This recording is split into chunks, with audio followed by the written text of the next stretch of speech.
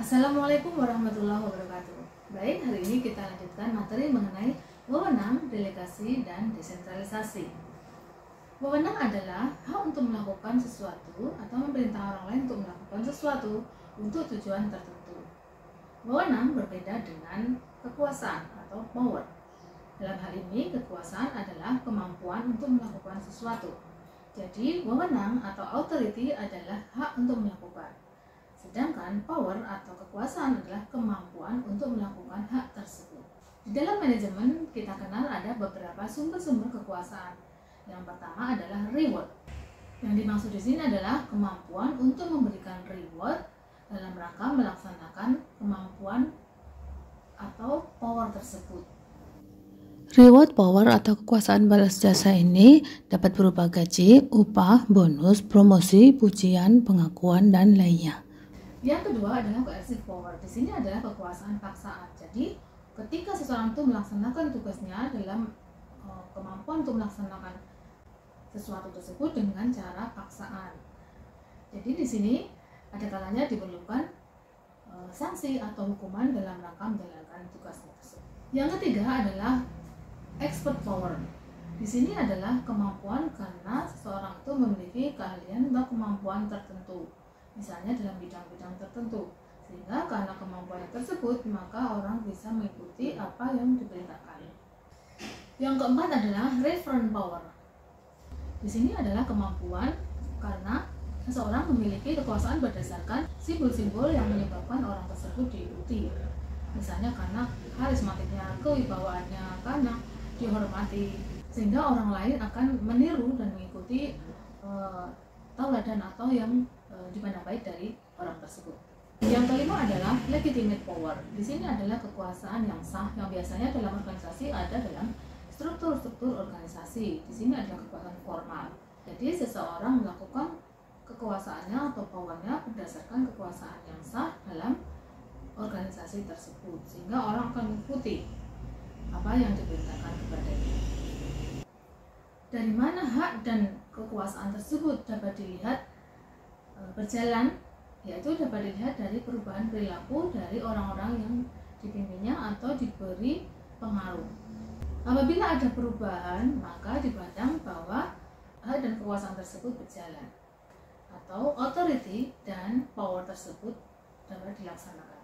Yang selanjutnya, setelah ada wewenang atau authority kemudian didukung dengan power atau kekuasaan, maka ada yang dikatakan tanggung jawab atau responsibility. Responsibility atau tanggung jawab adalah kewajiban untuk melaksanakan ketika seseorang diperintah oleh atasannya atau manajer untuk melakukan sesuatu. Jadi responsibility adalah kewajiban, wewenang adalah hak, power adalah kekuasaan. Selanjutnya, orang yang diminta untuk melakukan sesuatu tersebut oleh atasannya atau manajer akan mempertanggungjawabkan pelaksanaan tugasnya atau yang disebut dengan akuntabilitas atau accountability.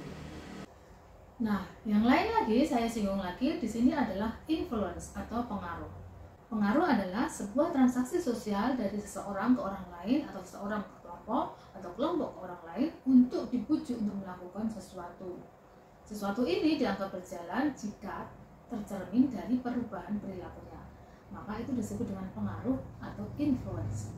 Dalam manajemen atau organisasi, maka influence itu sangat penting sehingga apa yang direncanakan oleh organisasi tersebut dapat berjalan dengan lancar. Nah, yang selanjutnya adalah delegasi. Delegasi adalah pelimpahan wewenang dari atasan kepada bawahan. Jadi dalam struktur organisasi itu ada dari tingkatan atas ke tingkatan yang lebih bawah. Delegasi adalah pelimpahan wewenang dan tanggung jawab formal dari seseorang ke orang lain, atau dari atasan ke bawahan, atau dari manajer ke karyawan di tingkat yang lebih bawah. Jadi ini adalah pelimpahan wewenang dan tanggung jawab formal dalam organisasi. Hal ini adalah sesuatu yang berhubungan dengan tugas pekerjaan. Manajer akan memberikan wewenang dan tanggung jawab kepada orang-orang yang melapor kepadanya atau kepada orang-orang di bawah dalam struktur organisasi atau orang-orang yang ada di bawahnya dalam tingkatan organisasi. Selanjutnya, orang-orang yang diberi limpahan tersebut akan mempertanggungjawabkan apa yang dilimpahkan kepadanya, atau disebut tadi dengan accountability atau akuntabilitas. Nah, prinsip-prinsip dalam delegasi adalah yang pertama, prinsip skalar. Prinsip skalar di sini adalah untuk menghindari adanya gaps, split, dan overlaps. Gap adalah tugas yang tidak ada penanggung jawabnya. Overlaps adalah tanggung jawab atas tugas yang sama diberikan kepada lebih dari satu orang. Splits adalah tanggung jawab atas tugas yang sama diberikan pada lebih satu satuan organisasi. Yang kedua, adanya prinsip kesatuan perintah. Jadi maka tadi disebut hanya kepada orang-orang yang melapor kepadanya, dan orang tersebut hanya melaporkan kepada atasannya yang memberi perintah. Jadi ada satuan perintah. Yang ketiga, di sini ada tanggung jawab dan akuntabilitas atau responsibility dan accountability. Yang berikutnya adalah sentralisasi dan desentralisasi. Sentralisasi adalah pemusatan wewenang dan kekuasaan pada tingkatan organisasi. Sedangkan desentralisasi adalah penyebaran wewenang dan pembuatan keputusan kepada tingkatan yang lebih bawah. Sehingga pada tingkatan atas boleh memberikan delegasi kepada tingkatan yang lebih bawah dan diberikan wewenang untuk membuat keputusan. Lalu berdasarkan apa? Sejauh mana tingkatan derajat desentralisasi suatu organisasi? Ada beberapa derajat desentralisasi. Yang pertama tergantung dari filsafat atau filosofi dari manajemen tersebut atau organisasi tersebut. Yang kedua adalah ukuran atau tingkat pertumbuhan organisasi. Semakin cepat pertumbuhan dan semakin besar organisasi tersebut, maka banyak membutuhkan desentralisasi. Yang ketiga adalah strategi dan lingkungan organisasi. Semakin luas lingkungan organisasi, maka juga lebih banyak membutuhkan desentralisasi. Tapi semakin kecil lingkungan organisasi, maka lebih banyak dilakukan sentralisasi. Yang keempat adalah penyebaran geografis. Sama halnya ini, jika semakin luas geografis dari organisasi tersebut, maka juga semakin desentralisasi. Yang kelima adalah tersedianya pengawasan yang efektif. Jika tidak tersedia alat pengawasan yang efektif, maka kebanyakan akan menggunakan sentralisasi. Namun jika tersedia alat pengawasan yang efektif, maka akan dilaksanakan desentralisasi.